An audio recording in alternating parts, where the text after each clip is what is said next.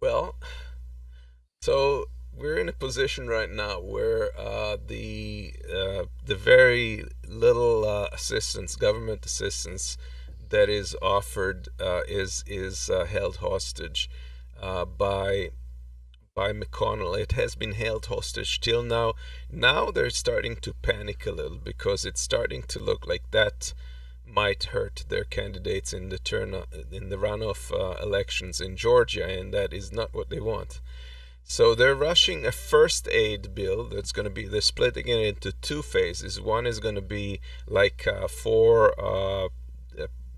unemployment and addressing problems with individuals, and the second is going to be after the inauguration and dealing with businesses, more so with corporations and businesses. And uh, that objection that he posed for previously holding the this bill hostage is now attached to the second phase. So the first phase looks like it's going to pass, but it does not include a direct payment that is like that first check that people got for $1,200. And that is an issue of fight in Senate right now. And we know the situation right now. The 7.8 million Americans, nearly 8 million Americans, fell under the poverty line in the last 6 months.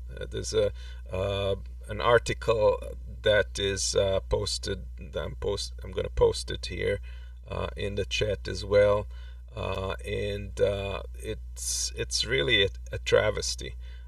Millions of Americans are poised to lose their homes at the beginning of January, unless there is some help. And it looks like there might be. They're talking about $25 billion as part of this law that's going to be the bill that's going to be passed that will deal with direct rental aid. But that doesn't. It sounds like a big number, but when you think about all the months that people were not able to pay rent in back pay, and the fact that we still don't know when this whole thing is going to end, it's not a whole lot, and it might not cover everyone. So there's still going to be people that somehow find themselves on the street. 12 million renters will owe an average of $5,000 or close to $6,000 back rent and utilities by January, and that's according to Moody Analytics. So the situation is pretty dire. Well, the way that this aid has progressed in terms of chronologically, in May 2020, Congress passed a $3.4 trillion bill. It's called the HEROES Act. It was passed in the Democratic House. And when they went to recess, they came back, they said, well, we're not going to do quite that. We're going to cut it down to $2.2 trillion, but it's still good, right? They called it the HEROES Act number 2. Those two bills included extending unemployment by 4 months, $300 a month, I think, or for 2 weeks maybe. I'm not sure. The $600 plus in supplement check, and $1,200 direct payment per adult. That's like a flat pay for every citizen, plus $500 per child.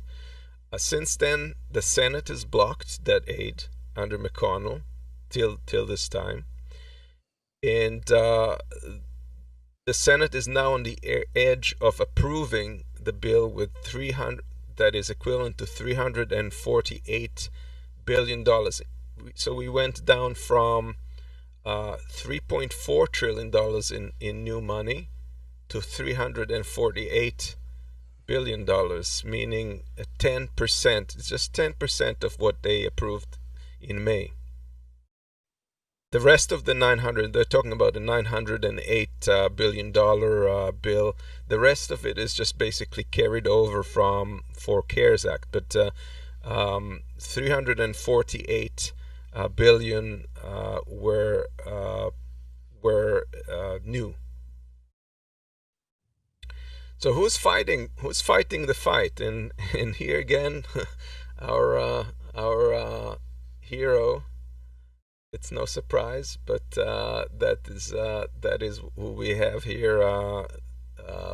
Bernie's jumping in, and the rest of the progressives behind him, and we'll see where this goes. But I'll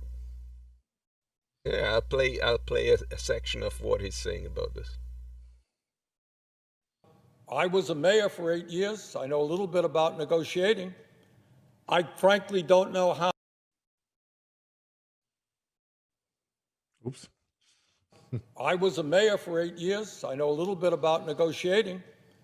I frankly don't know how you negotiate from 3.4 trillion down to 348 billion. You got 10% of what you originally started with. This is not just numbers.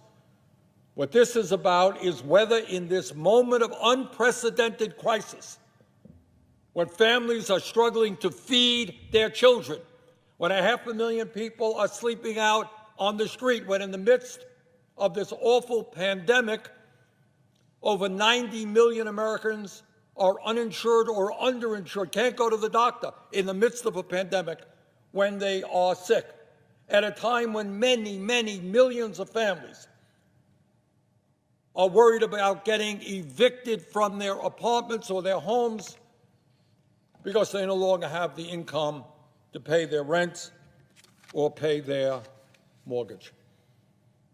That's the crisis that we are in right now. And unfortunately, this proposal does not address that crisis to the degree that it should. Yeah. And here is more of what he said. And that is when you ask the American people, and the pollsters do that, and they say to the American people, we're in the midst of this terrible crisis, what do you think should happen? And overwhelmingly, some 80% of the American people, overwhelmingly Republicans, Democrats, Independents, they say that in the midst of this emergency, we need the United States government to respond to our pain. Because we don't want to get evicted. We don't want our kids to go hungry. We don't want to be saddled with incredible debt. Government has got to do something. 80% of the American people, Democrats, Republicans, Independents, understand that. And then when you ask them, what is the most important thing that can be done? And there's a long list of things. What they say the most important thing that can be done is in this moment, help my family out. Get me some money so I can pay my bills, so I don't get evicted, so I can feed my kids, so I can go to the doctor when I get sick. Get me a direct payment. As you know, Mr. President, the CARES Act provided $1,200 for every working class adult in this country. That is an individual earning less than $75,000 a year, a couple, $150,000, plus $500 for their kids. That means for a family of 4, husband, wife, 2 kids, that's $3,400. Now, you don't get rich with that, but when you get a check of $3,400 for a family of 4, it means that maybe you could pay your bills. Maybe you could breathe a little bit easier. Maybe come Christmas time, you might actually be able to buy your kids a few gifts. Maybe the fear of eviction is lessened just a little bit. That's what we did in the CARES Act, and that is what I wanted in this bill. Now, a week ago, 10 days ago, nobody here was talking about the need for direct payments, help for working families, despite the fact that that is the issue, the program that the American people most wanted. A lot of other important things that we're dealing with. That is what the American people wanted. Help us out. Let us make a decision. Get us some money in this time of need. And I'm happy to say, working with people like Senator Hawley of Missouri, working with the Progressive Caucus In the House of Representatives, working with Senators Gillibrand and Warren and Merkley, Markey and Wyden, working with Pramila Jayapal and many others in the House, Alexandria Ocasio-Cortez, Rashida Tlaib, Ilhan Omar, Ro Khanna, and many others who have stood up in the House and say, we have got to have direct payments.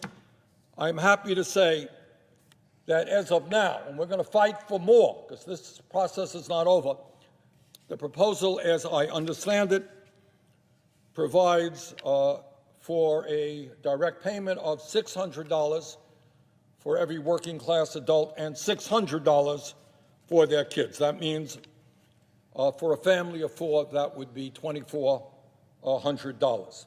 That is half of what I wanted, but it is a step forward, and I'm going to do my best to make sure that we come as close to that $1,200 as we possibly can. So there you have it. It's a real fight there, and it's surprising, but and we'll show that in a moment. But the Missouri Republican Senator Hawley is actually partnering with Bernie on this, and I think that that's really where Republicans stand to gain much in terms of their approval if they line themselves up with the need of the middle class and the people of the country. And right now, Democrats are not entirely on board with doing that, and that's going to create an interesting dynamic in the future if this fight progresses the way it may. So yeah, it's absurd that 600, even $1,200 per person for a single check, like not an ongoing thing, is absurd. It's ridiculous. We compare to most developed nations, like Trev mentioned, $2,000 a month in Canada. Europe pays people as if they were working, even if they're out of work, they're getting salaries. So to prevent businesses from going under and pumping money into the economy, which makes a lot of sense. And we let our people just hang high and dry and struggle. There's hunger building up. There's people losing their homes. And when this came to Senate, and there's senators like millionaire Johnson that kind of like presented this thing like we would love to help people, but we can't afford to. This is going to put too much into our too much deficit. We just can't afford to. And that is the most absurd thing, because where were they? Where the government bailed banks and bailed businesses and so forth for the tune of trillions of dollars in the CARES Act. What about the tax reform that puts billions of dollars in the hands of rich people? Are they even considering reversing that, even temporarily? No, of course not. What about the ridiculous pumping into the military? Look at this. There is people who were this is the people who lost their health care in the during the pandemic. In all this country, nobody lost their pretty much nobody lost their coverage. In the U.S., nearly 15 million people lost their health care, and this is at the bottom. You can see how much we're spending on the military complex. over almost $800 billion. This is all these other countries, the most militarized countries in the second column combined, and then further on the right is all the rest of the countries, 144 or whatever countries, 100 and whatever left, are even that is not comparing to the U.S. military spending. But for people, we don't have money. Well, the question raised at the beginning, how can it be that they don't have money for the people? It's the high-end version of the predator capitalism, and it shows clearly where the preferences, the importance lies for this kind of capitalism, right? So people don't matter, and only the system matters. This question was long answered. What is relevant? What is system relevant? It's not the people, it's the system itself. And this is what we're seeing here. 14,600,000 people lost their healthcare coverage. This is we are near to the year 2021. Try to get disconnected and ask yourself, in what kind of humanism, what does America is or let me put the question differently: is this the American dream? 14,600,000. Insane. The American dream, Yeah. right? Yep. Damn. It makes your blood boil. It really does. It's just unbelievable, and I think that we all have to call our senators and exert the maximum pressure on this, because it's absolutely unacceptable. And they say, well, accept what it's better than nothing. No, well, if nothing is if this is not enough to bail people out, then it's not better than nothing. Maybe, I mean, like, where does it end? People are at their bare minimum. They've crossed their borders. If they lose their homes, it's not going to be easy to find homes again. If businesses go out of business, it's not going to be like the minute we spring out of it, all these businesses are going to pop up. No, that's going to be lasting damage for years to come, and they're concerned about the deficit. Well, nobody's going to be there to pay the deficit because all these businesses are going to go out. And if you are concerned, if you think that corporations are going to pick up the slack, good luck. It made for so many reasons. It made absolutely no sense to pay those trillions of dollars, to corporations. No, they're doing fine. They're doing fine. Yeah, of course they're doing fine. Of course they don't complain, Yeah. But the thing is, you got this lots of money. If you would have given a certain amount of money, depending on where you live in America, of course, that you can cover your living, your being, monthly, on a monthly base. Where do you think would this money go? Do you think those people would carry the money to the bank and put it on their accounts and wait until you get until the beautiful day comes, until you get interest again? No, they would spend it into the economy. So it would have helped also the economy to go on to exist. This is exactly what we are doing here in Europe. Right. We are saying, we cannot close it down and leave the people where they are. Fortunately, we have strong unions here in Germany, who also are fighting for this, who also fight this for decades, that we have the living standard we have right now here. Well, if you give this money to the people, they would spend it for the things they would need on their daily base. So it would have supported also the economy. Yeah. But what did happen? They gave the money directly without anything to the big corporations. And what did they do? they bought their stocks back. Yeah, the corporations And are this, doing, a lot of the corporations are doing just fine. Billionaires, a lot of these yes, billionaires, high-tech billionaires and stuff, Amazon and yes. on, have increased their Don't wealth. start with Amazon.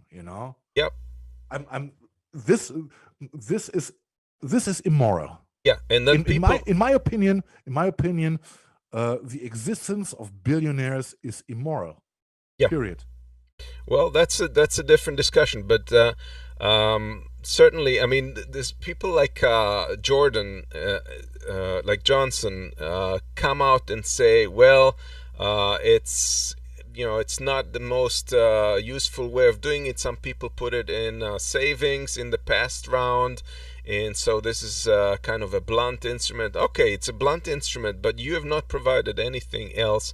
You've not solved the problem. People are again in a position where it's a critical state, and now is not the time to start quibbling about it. You should have done that a month ago, and you should have pumped these monies all along. You have not done that, so now you're waking up to say this is too much. This is just unbelievable.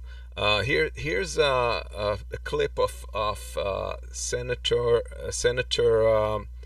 the Missouri senator that Hawley that kind of joined Bernie on this fight, and I couldn't agree with him more.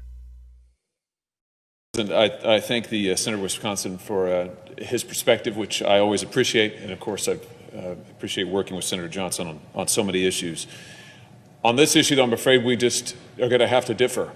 And I just want to say this: nothing could be more targeted.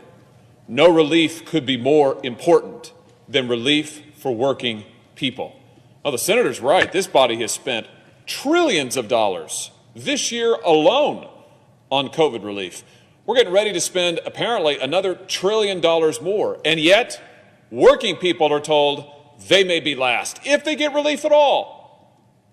I don't think the American people understand that. I know people in Missouri don't understand it. And I just urge members of these bodies, go home and try explaining that to the people of your state. Go ahead. Just try. Try telling them why this body can bail out the banks. We bailed out the banks to such a tune that now they've got money left over. Now we're going to take money back because we spent so much on Wall Street and the banks in the first part of this year. That's right. In fact, now I understand that my Democrat colleagues don't want to shut down all of the bank money, because who knows what we might be able to do with that in the future. Oh, they're fine. They're more than fine. They're doing great. Now, Wall Street is doing great. Big tech, they're doing great. The big multinational corporations, fantastic. Working people are living in their cars. Working people can't go to the doctor. Working people can't pay their rent. Working people can't feed their children. They should be first, Mr. President, not last. And it is no answer for this body to tell them, go get in an unemployment line. Really? That's the response? Go get in an unemployment line. Now, the working people of this country, frankly, deserve better. They deserve to be the top priority, just like they have made this country the top priority in their lives and their families. This is not the end of this fight, Mr. President. I'm here right now on this floor. Senator Sanders will be back in a matter of hours to ask again for the same measure. Again, I've been proud to partner with him on this effort, and I will keep working with whomever it takes, for however long it takes, until we get the working people of this country relief. Thank you, Mr. President. I yield the floor. Well, quite fiery, and I have to agree with every word that he said there. Yes, but yeah, we will talk about later about talks and walks. Yeah. And here's us going over the cliff. Yeah. And on top of this, like I said, McConnell is taking hostages. He's doing their utmost to link immunity, absolute immunity, to corporations and companies against any wrongdoing that's in any way associated with this pandemic. And I have friends. I have a friend who's working in one of those one of those discount stores that let's call it large fields, and they're telling me that they're preventing their employees from knowing if somebody gets sick. They're not warning the rest of them. They just send the person that's sick home, and they don't tell anyone if they got COVID, if they tested positive for COVID or not. Some people tested positive for COVID. And if they're lacking people in the store, they're bringing people from other stores. So they're increasing the likelihood of spreading it even to other areas by bringing people from outside. And that kind of behavior, McConnell would want it to be legal, and you have no recourse to sue them if something goes wrong. And this goes to meat packing. This goes to a lot of things. Let's see a little excerpt explained about this. Mitch McConnell is talking about trying to have total immunity for big corporations for really anything that's remotely connected to the coronavirus crisis. He's reconvening the Senate today, he says, for the purpose of granting immunity to big corporations, and he says he won't let the next stimulus/relief bill go through unless it includes provisions to protect big corporations from lawsuits. This is not just about, although it's especially about, protecting employers from lawsuits for endangering their workers. It's also about lawsuits protecting companies from endangering their workers. It probably means protecting corporations from lawsuits over environmental pollution, maybe even violations of the civil rights law, fair wage law, and even more. This is a long-term agenda of the Chamber of Commerce and big business. Mitch McConnell sees an opportunity with the coronavirus to capitalize, and he's trying to get broad immunity for corporations for all the kinds of wrongdoing they might commit during the period of the crisis. In fact, for workers don't have much recourse anyway for dangers at the workplace. If you're injured or become ill at the workplace, you're entitled to workers' compensation. It's just a straight insurance system. So you get paid for your time off, some portion, and compensation for your health care and any injury you may suffer. But you can't sue companies in court normally. The only time you can sue a company in court for an injury or exposure to an illness is when they engage in egregious misconduct, reckless endangerment of the workers. So when McConnell says he wants to protect the companies from lawsuits, he mostly means he wants to protect their right to engage in egregious misconduct. There's one case that's going on right now in Missouri that's slightly different, involving meatpacking workers. There, the workers are not suing for money damages.